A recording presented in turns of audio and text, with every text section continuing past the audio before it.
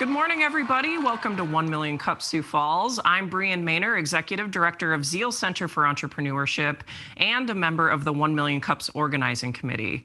We are live streaming from Pinnacle Production Studios today, so if you're joining us on Zoom, feel free to post your questions, introduce yourself, share events. Hey, if you're looking for a job, post that in there too in the chat. During our speaker Q&A, you can post your questions in the Zoom chat or use the raise hand function to be called on to ask your question live. And if you're tuning in with us on Facebook, you can also post your questions in the comments and we'll make sure to ask them. So why do we host 1 Million Cups? Every Wednesday, over 160 communities meet at 9 a.m. to give each other support, encouragement, and feedback over a cup of coffee or a tumbler in my case. We've seen business deals happen, jobs offered, and lifelong friendships blossom over the years. So this is a fantastic opportunity to get together. Thanks to the Kauffman Foundation for its support of our Sioux Falls chapter and chapters all across the country. If you're interested in presenting, you can reach out to anyone on our organizing committee for details on how to apply. You can send us a message on Facebook. That's probably the easiest way to do that. If you're a regular to these events, we would love for you to bring a friend or a colleague with you next time. So who is in the room today that would like to introduce themselves? If you've got something to share that isn't event related, if you're looking for a job or if you have a job posting, we might as well talk about those too. Anybody want to say anything before we move on to events? I've got a job posting actually. Hey, Matt, go ahead.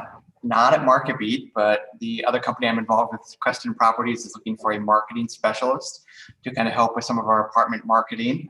Lots of good people. They have a cool office.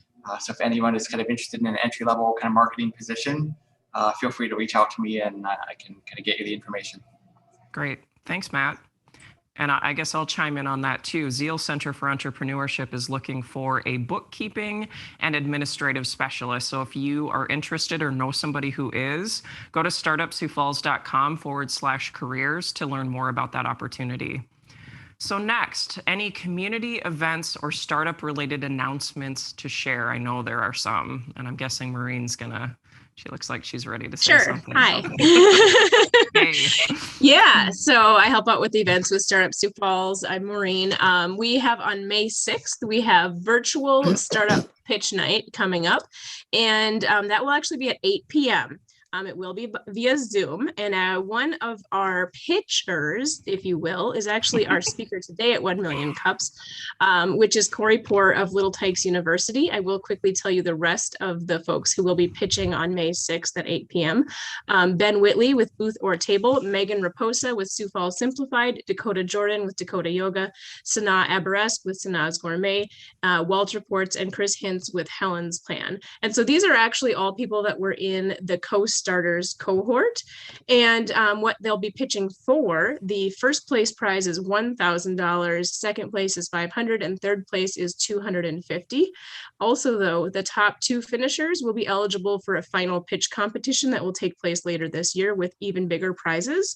Now, you all listening should come because your opinion matters. You essentially will be the judge if you show up to this event on Zoom at 8 p.m. on May 6th. So there will be voting from everybody who is watching, and that is how the winners will be selected. So your voice matters. So please join us. And if you want more information, startupsiouxfalls.com on the event calendar, May 6th, or check out the Zeal Startup Sioux Falls Facebook page as well. Thanks, Maureen. Sarah Carnes, we'll move on to you. Good morning. I'm Sarah Carnes from Nine Clouds, and I just wanted to mention that we are hosting the Chamber Unmuted event next week. This is the virtual version of their mixers, which I appreciate because I get to meet a lot more people this way as opposed to in person. I feel like we all clump into our comfort zones. So if you've attended before, you'll know that I think it's a really valuable networking opportunity. And if you haven't, I'd encourage you to check it out. It's free. So I'll drop the link in the chat. Great. Thanks, Sarah. Aaron Spencer. So as you know, over the last couple of months, I've been mentioning our I2I competition, and that's coming up on this Friday. And I'd like to invite everybody here to watch as much or as little as you'd like. So I'm posting the link in the chat. The high school competition runs from about 8:30 to 12:30, or I guess the awards start at 12:30. And then the college level competition goes from about 1:10, and the awards for that one would be, I think, around 5:30. Great. And so we have new companies pitching every 20 minutes, almost all day long. High school in the morning and college in the afternoon. So please feel free to tune in and catch as much of it as you'd like. I'm pretty excited to be one of the judges this year. So thanks for the Yes, well, opportunity. thank you. And that makes me think too. So this past Saturday, the Zeal team actually headed up to DSU to visit the new Paulson Cyber Incubator and Entrepreneurial Center. And we heard several high school and college teams pitch to a room full of people. It was fantastic. When we thank Dr. Griffiths, Michael Roach, Catherine Coda, and the rest of the team at DSU for hosting, as well as Matt and Corrine Paulson for equipping young entrepreneurs with the resources, advice, and pre-seed capital with their investment in the new facility. This is so important, you guys. So if you get an opportunity to interact with high school and college age budding entrepreneurs and get an opportunity to hear them pitch, it is just an eye-opening experience. We need to start these kids young and really encourage them to pursue their dreams in entrepreneurship. So I appreciate all the efforts from all of the area universities that make these opportunities available. And that's really what we're here to do, as well as to help connect those college and high school kids with resources in the community and help them network and get to that next stage if that's the career path that they're looking to go down. So thank you all for all you do to help with that.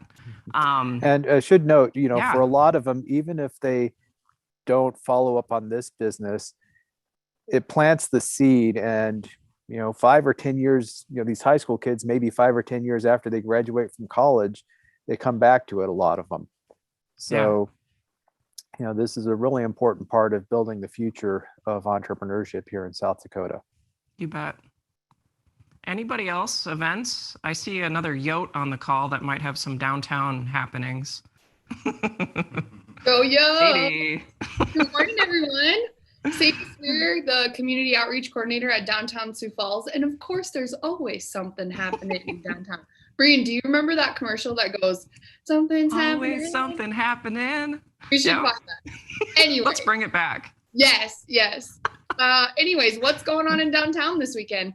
Well, at Atoli Salon and Spa, Brian, I think we could go to this. It's Okay. ladies' night. And so from 4 to 9 p.m., you can get a ticket, bring your best gal pals, and enjoy a night of relaxing and pampering. There's going to be different hair and spa services while you enjoy drinks, snacks, and dessert. So all you entrepreneurs out there, this is a great opportunity for you to go support some other ones and maybe take some time for yourself. And the Source and a lot of different other places are having live music on Friday and Saturday night. And of course, movies at the State Theater this weekend, Thelma and Louise, Charade, Lord. Bull Durham, and the Black Stallion. So those are just a couple things, but there's a lot of other events and promotions happening. Just visit dtsf.com. And a new wine bar, right? Yes, Yeah. a new wine bar. We'll have to have her on one of these Yes, days. she would be great. I bet she would love it too. And it'd It's be called interesting Gist. to hear- Gist, right? Yes, and it'd be Yeah. interesting to what she has to say because she's doing organic Yeah. and very locally sourced wine as well. Cool. Sure. Thanks, Sadie. Anybody else before we move Brian, on? I'm gonna hop back Yeah. on, please. I would like to just mention Hey Sioux Falls. The event is coming up on May 20th, and what it is an awards event for entrepreneurs. And the thing, please do go on Eventbrite and get your tickets. But the thing I really want to emphasize is to nominate entrepreneurs right now.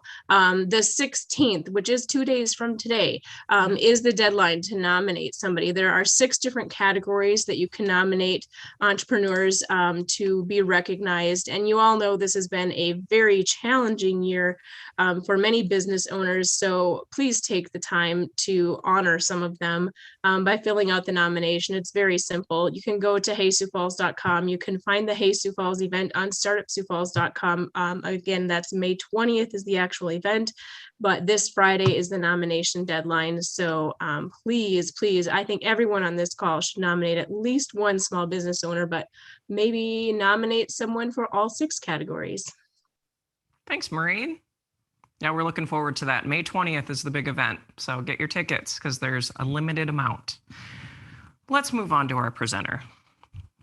I'm going to have you. Thank you. So today's featured guest is one of 16 entrepreneurs to participate in the first ever Co-Starters Accelerator cohort in Sioux Falls. His beautifully articulated passion for an innovative approach to early childhood education is inspiring to say the least. Oh, and his dad jokes, his sci-fi nerdery, and his love for 90s music are on point. Welcome, Corri Poore of Little Tykes University. Hey, thank you. Yeah. Thank you for having me. Of course. Tell us about yourself. Tell us your story. Well, last time we did an interview, I listened to it over and over, and my I'm Corri Poore was just so funny to me. I was just like, I'm gonna do that differently this time, but I don't know if I really can. But I am Corri Poore of Little Tykes University. Yeah. I have been in the childcare game for about 15 years now. My son just turned 15, so that's where it all started. It was just one of those things where I was taking him to some different daycares to start, and just really decided that I wanted to be that person that presented different information to him. I wanted to kind of make sure that I was pumping as much into him as I possibly could. And one thing led to another. And before I knew it, I had a home daycare. And that went very well. I still remember some of those families. As a matter of fact, I know I'm getting old now too. Kids put our lives in fast forward. I get to see some of these kids sometimes, and they're 16, 17 years old. And it just is, it's pretty cool to see their growth and development over that time. As far as the transition from home to this center that I'm in right now, it was just kind of I guess the word is organic that we get to use in business, but it was an organic kind of thing. I started and I had tons and tons of families that came to see me. And I was just in the experimental stage. I'm sorry, people, I was out there experimenting with your kids, but I would just kind of give them as much information as I could. And I realized over time how much was being retained, and it was just incredible to me. So from there, it just kind of made me want to push them in a certain way. And I also kind of saw the things that worked out that seemed to make kids more comfortable and at ease, and not even really think of this learning process as a learning process, just that home feel, being comfortable with the provider that they're seeing on the regular basis, the time that they get to spend with their friends that we discount. I mean, sometimes even sitting and watching children when they're eating lunch together, and sometimes we want to hush them up so that they can hurry and get through those things, but the conversations that they have are just so funny. As a matter of fact, one time I had some kids sitting down at the table. This was the morning. They were eating some breakfast. And one of the kids' name is Watson, one is Yuvia, and another is Michael. So all out of nowhere, Yuvia brings up that she's allergic to whatever it was that she was allergic to. And then one of my others said that he was allergic to amoxicillin. And the next thing was, well, you're allergic to Watson's fillings? And that was just the best little interaction, and those are the things that I really I thrive off of, to see these little people in training just going along. So, the natural step in my mind was at some point I wanted this center, this place with these big windows that people could feel safe and comfortable bringing their children to, that was more regulated, or whatever it took to have that validation, or to understand that my child is totally safe in this environment, and I can feel comfortable bringing them there, which just rubs off on the kids. If your parent is comfortable, then absolutely you're going to feel more at ease. Had a huge crop of kids leave to go to preschool. And that was the jump point. I realized that it was going to be really tough for me, this guy, to recruit a whole new class of kids in my home, and a building was available, and the rest is kind of history, you know. And here we are, a month away from my new place being opened, a month away from all of these new families. It's just been an incredible process, and I've loved every single second of it. Fantastic. Thank you for sharing. Hey, for sure. I'm sure there's going to be some questions, but my first question for you is, I think there are a lot of people that don't identify as entrepreneurial, and they're looking at, you know, Corri Poore, who owns a daycare, and they're like, he went through an accelerator program. What did he need it for? What did he get out of it? I'm just curious to hear, like, did you identify as entrepreneurial before this all happened? And how has that changed you, or how has that changed your focus?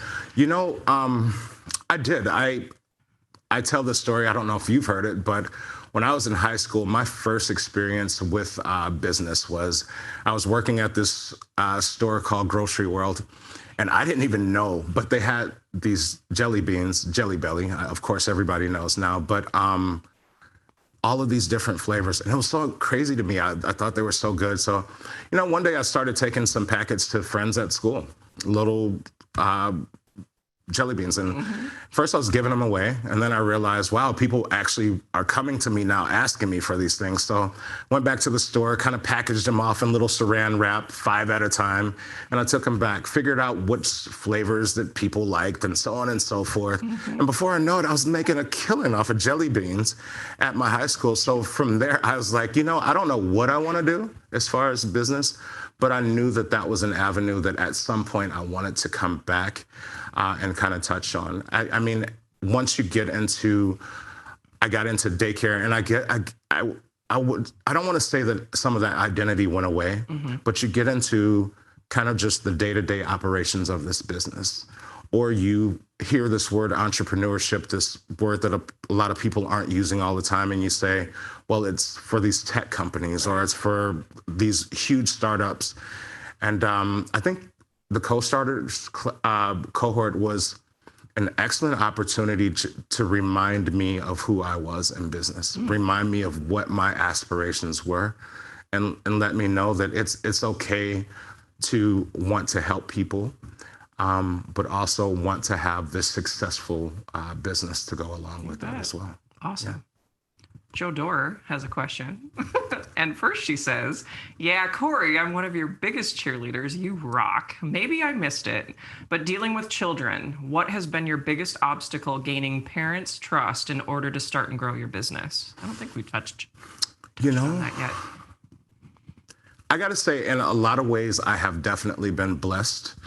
The majority, and I would say, honestly, 99.9% of the people that come through the door, I don't know what happens, but it's kind of like the nerd beacon that we talked about a little bit earlier. There's this beacon that must be there, and those families that come to me are already, it seems, at ease when they walk through the door. Also, I try to treat everyone as a friend. I want to have as many friends as possible. So establishing that connection in the beginning, I think, was the way that I was able to kind of navigate someone maybe not feeling as comfortable, and constantly having the standard for what I want to put off. Of course, I want to make sure that you feel like my place is transparent, that you could come see me in the middle of the day. If you wanted a peanut butter and jelly sandwich today, we're serving them today, and you can sit with your child and do that. So Joe, I'm hoping that I'm answering your question, but the biggest thing is being this transparent, this person who is a friend, someone you can talk to about your day, and anything that it comes up about your child has been the key. I have to imagine word of mouth is helpful as well, or people that are having multiple children are sending all their kids your way. Absolutely. I as a matter of fact, I encourage all of my current families to have more children if they would like to. I'd like to keep away from me. Yeah, you too. You're involved in this too. I want to keep that pipeline going. But you know, word of mouth has been phenomenal. You know, I had 2 interviews this week with prospective families that came from other families, and that is just fantastic. That sometimes people who aren't even in our care anymore, that we're not even speaking to on the regular basis, think enough of us to say, highly, I recommend this place. That's great. So it's beautiful. That speaks volumes. Another question we have from Sarah Carnes: what are what are some of the biggest misconceptions about daycare and preschool? I think it goes back to I'm always on the focus of the kid part. Just not realizing sometimes that they're just little people in training, you know. A lot of times we get in a place where the best word I can come up with is we're almost condescending, you know. We almost want to break things down to at a level that we don't necessarily have to. So I think kids are kind of misunderstood. As far as the day-to-day operations for childcare, I talk to the girls a lot about this, which is it's good to have also employees that that can be the sounding board. If it's a tough day, let's talk about it. And it's okay to say it's this tough day, because everybody thinks that it's all of a sudden you show up and then these beautiful rainbow crafts with clouds as cotton balls at the end are the entirety of our day. But there are some struggles. There are some times where, you know, you just want that moment of quiet. But that doesn't mean that we still don't love what we do. We take that as a part of the journey. And we try again the next day. I have another question. You're a person of color. Yes. You're a male. You're in a female-dominated industry. How has that, what have been some of the advantages and what have been some of the challenges that have come along with that? You know, this is a really good question. And before I answer, I'm just going to preface with this is my experience. You bet. And as this person of color who has had other experiences, I'm not discounting anyone else's journey, but I am saying that aside from a couple times, I can actually remember one time a lady opened the door of the preschool waiting for me to give this interview. My name is Corri with 2 R's, which I found out recently is the way the girls spell it. But, you know, anyway, so I think that she was expecting to see this female. When she walked in the door, she almost fell backwards out of the door. And I spent the first like 2 to 3 minutes of this interview really trying to put her at ease. And, you know, it's cool here, you know. But I'd have to say it's been a strength, really.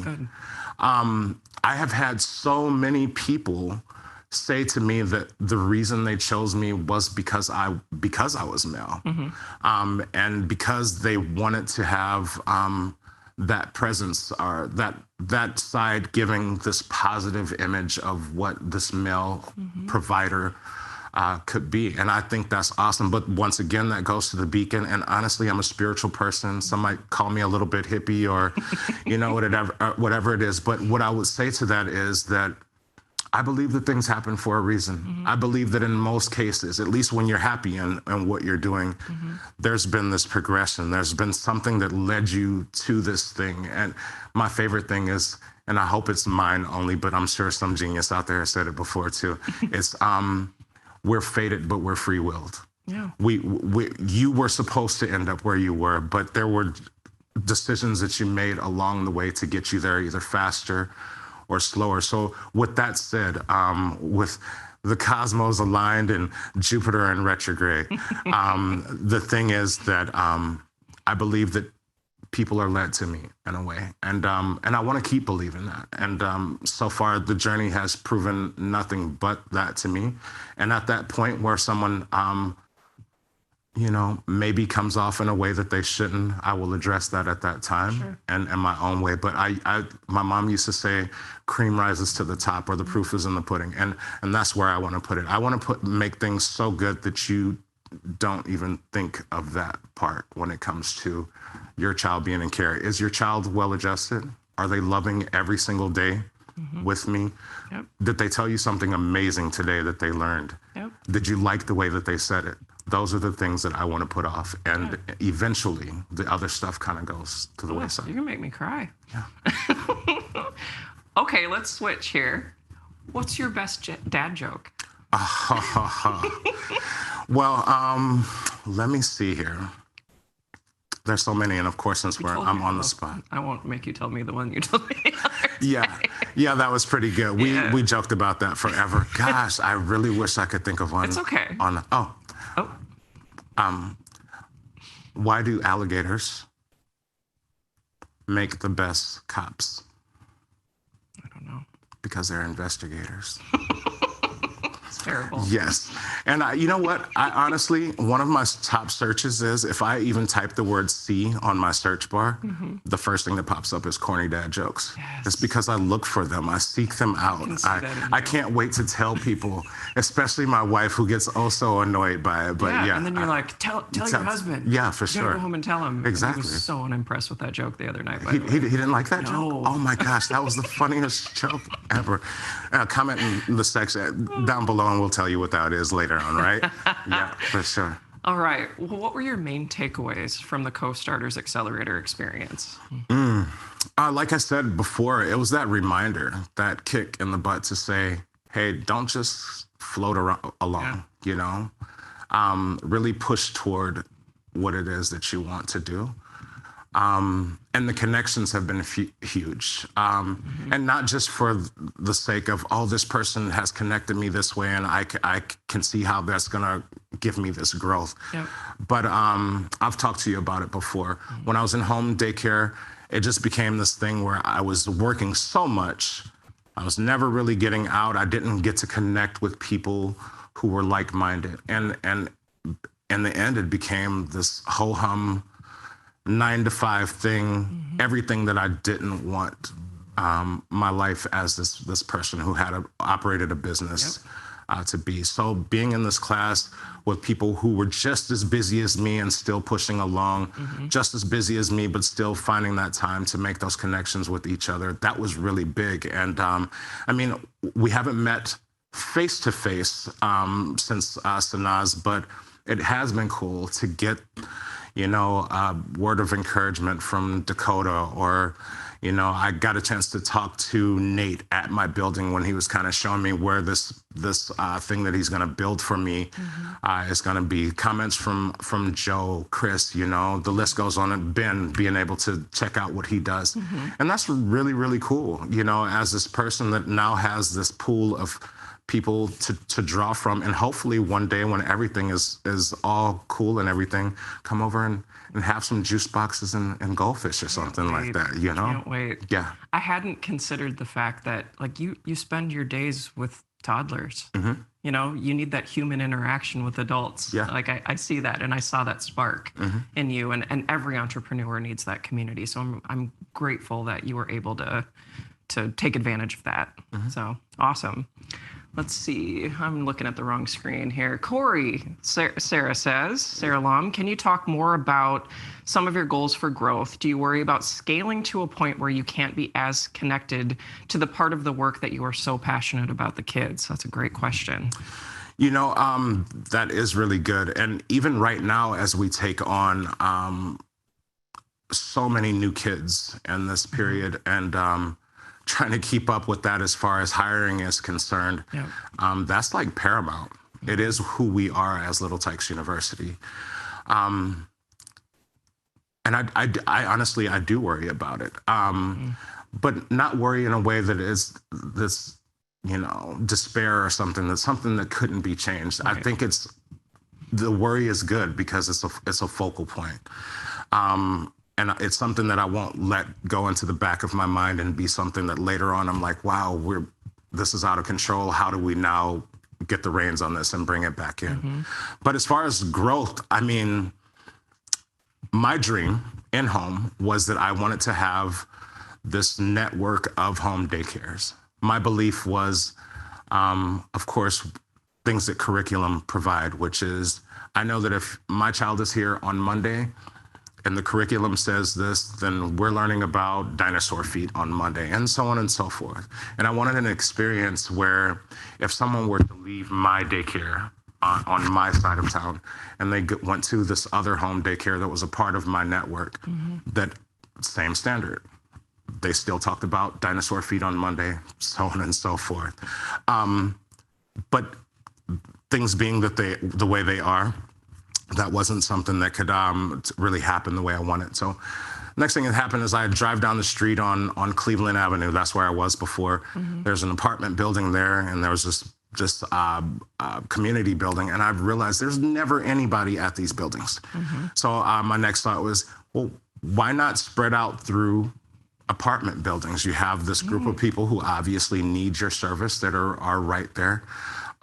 So that's my focus as far as scaling. As a matter of fact, the building that we have right now, it doesn't really fit into that mold. I think it's beautiful because I remember saying, I want my daycare to look like this house. I want it to be this home feel. And I think I got everything and more that I asked for. Once again, we're talking the cosmos and spirituality here. I got exactly what it was that I wanted. But now I think the focus for me is to push that way, because I do believe that we need to bring these places to people. They need to be close to a place that they can, because not only are your kids being provided for, but you get a chance to now make relationships with other people who have children in your care. So that's my thing, spread out that way and do my best to make sure that I'm a company that is synonymous with quality, synonymous with connection. And hopefully the chips will fall where they will. But that is always a focal point in my mind. I never want that to change. And just to be clear, you're keeping your current location and adding a new location. That is correct. Yep. So building an empire. Yes. Slowly. Little by little. That's awesome. Yeah. Let's see. We've got well, Sarah, I didn't mention this, but Sarah also said it is no surprise that parents immediately trust you. You exude calmness. If I had kids, they would be on the wait list at Little Tykes University. That's awesome, Sarah. Thank you. I take care of puppies too, Sarah. Looks like Hillary Turner. Who's that? Wow, that's my wife. Hey, yo. So many dad jokes at home, she says. Yes. I can't even imagine. Peter Hauk. Corri, people probably understand the visible sides of operating a school and a daycare, providing developmentally appropriate programming, facilitating learning, snack time, etc. But what are some of the behind-the-scenes challenges that people in your industry face that we might not know about? Wow. You know, on a day-to-day, it's pretty standard what we do. As far as the way we do things, I like to have this feel for what is going on.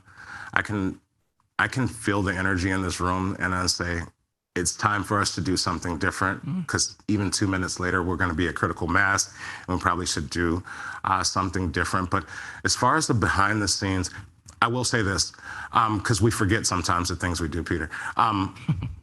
Lesson planning, knowing off the cuff what I'm going to say tomorrow, to have those things thought up in my mind. Okay, well, if we're once again talking about dinosaur feet, well, did you know that a dinosaur's toenails can do X, Y, and Z? You know what I mean? Just being able to do that type of thing, which all boils down to time again.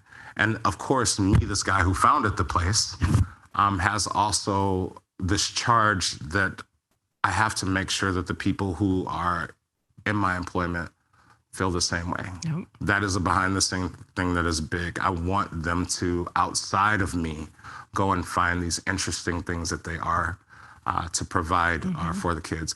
But I guess the way I kind of combat that in the beginning is just to let them know, if you're amazed about what it is that you're teaching, then they are going to be amazed about it. So just finding those little tiny things. And I know this is a side note, but my favorite is the garden, because I am still, at 41 years old, absolutely amazed that this little seed, we put it in the ground and we put a little water on top, has everything it needs to become, God knows, like this oak tree or this corn that we consume at some point. And that is phenomenal to me. So that's probably one of my strongest units, because I'm saying, hey, look what these worms are doing for this soil. And look at these certain bugs that were never even here before, but just because we grew tomatoes and cabbage, now these cabbage white butterflies here, or this horned tomato caterpillar is here coming to this garden. And just realizing all of that, I almost wonder sometimes, like, where do these things even come from? How do they know that this particular thing is here? So I don't know how you've been able to keep that childlike wonder, but it's infectious. I want to keep it forever. I love it. I want to keep it forever. Awesome. So I'm going to ask another question. So you're a veteran. Yes. Thank you for your service. You're welcome. As a veteran-owned business, have you had any opportunities to take advantage of SBA opportunities? There are specific loans that you can get, just different opportunities being a veteran. Have you taken advantage, or have there been any challenges being a veteran-owned business? I have to say that when I started, my whole goal was to try to do this with as little debt incurred as possible. Yep. Now, in the beginning, that was probably the best thing, for me. But as we go along, those are services that are there for us. I don't remember who our new contact is for vets here. I know that there was a change, but I know that there are services here for us. And I haven't had the chance just yet to give an honest opinion about if there are challenges. Sure. Maybe your knee? Yes, exactly. They take good care of me on my other things. But as far as business, I believe that when it's time, when I am stepping before someone and saying, hey, I need this to be able to get over here, yep. I believe wholeheartedly that that's a service or that's something that is there for me. Cool. That's great. Any other questions out there, folks? I have more. I don't know. Do I have more? Yeah, I have more. Well, we've talked about this a little bit, but I always am just interested in the why. That pivotal moment where you said, I'm going to take the plunge. I'm going to take out a loan. I'm going to do this. What was that like? Like, what was the conversation like with your family?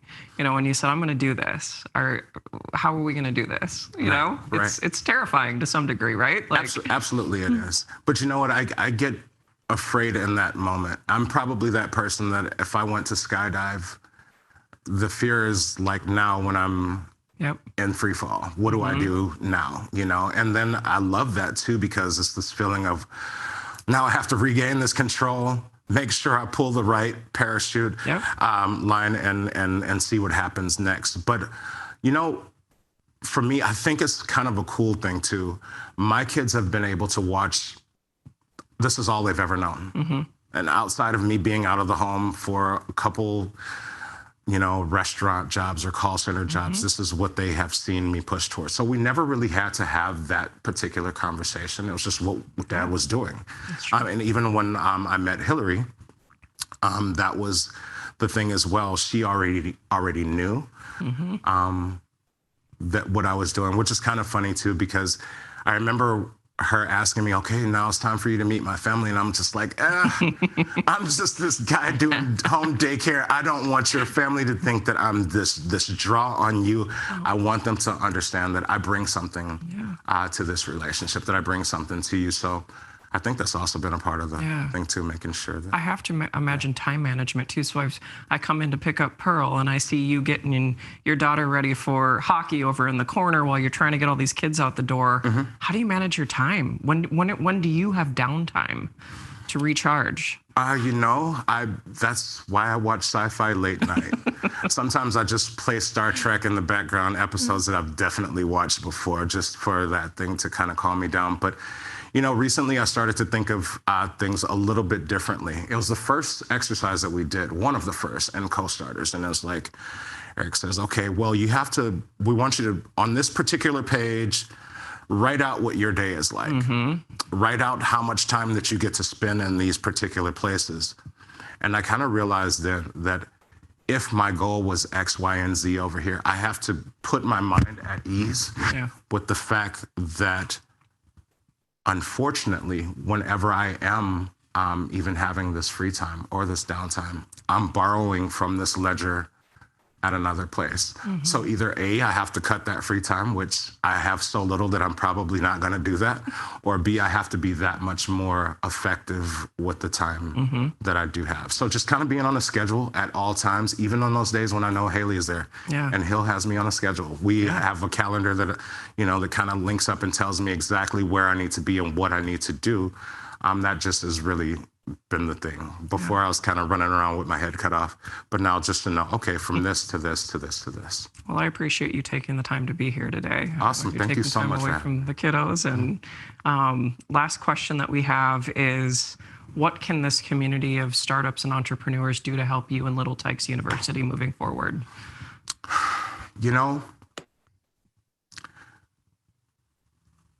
the obvious, keep bringing me your kids. Yeah. But beyond that, it's, I really want people to realize how important childcare is. Mm-hmm. You know, it's a thing that happens on the regular basis. We get a kid that has not had that experience with childcare, and you can automatically see these places that we have to make up for. Realizing that it shouldn't be anything taboo about it. You shouldn't feel terrible at all. So as long as our community believes that way, and at any opportunity, if businesses out there who have the means are able to give to places that their mission is children, and it's a sound mission and one that you could get behind, that's the best that you can do. And you know, just like you talked about wonder, keep being amazed about life, keep that smile on your face, and keep making friends out there. That's the best that you can do for me to make me feel happy anyway. That's a good note to end on. Thank you so much for being here. Yeah, thank you. All right. Well, we want to thank a few sponsors this morning: Market Beat, First National Bank in Sioux Falls, Pinnacle Productions, and the Zeal Center for Entrepreneurship. Thank you to the Kauffman Foundation, and also to our 1 Million Cups Organizing Committee, which is Sadie Sweer, Peter Hauk, Matt Paulson, John Meyer, and Maureen Ohm. What's up next? Next week, Wednesday, we've got Andrea Van Essen, who is also a part of the Co-Starters cohort. Matt Hastad with Remedy will be on April 28th. And then May 5th, we are bringing back Tyler Brockle from Trigger Interactive. If you know of someone who is interested in presenting, please have them visit 1millioncups.com/Sioux Falls and apply to present. You can also sign up for our email list at startupsiouxfalls.com, follow us on Facebook, and join our Facebook group of nearly 8,000 entrepreneurs at Startup Sioux Falls. Have a wonderful day and go outside and play.